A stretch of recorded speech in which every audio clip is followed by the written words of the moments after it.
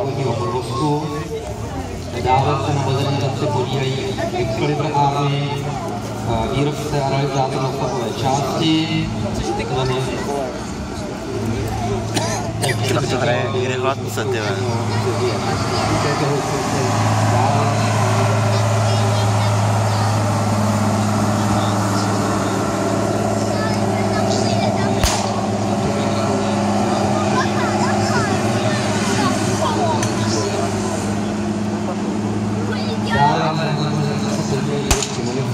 A to MSC Martin a ZS Nová Dubnica na Slovensku.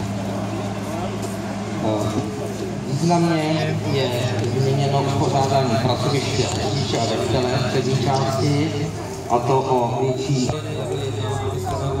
4569, doplněné také o balisticky odolná skla.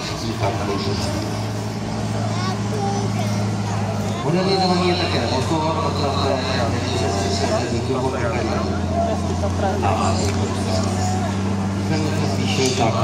jsem viděla, je takhle, jak má přesně tu kabinu, tak dělá je řád, ne? Přece, takový ten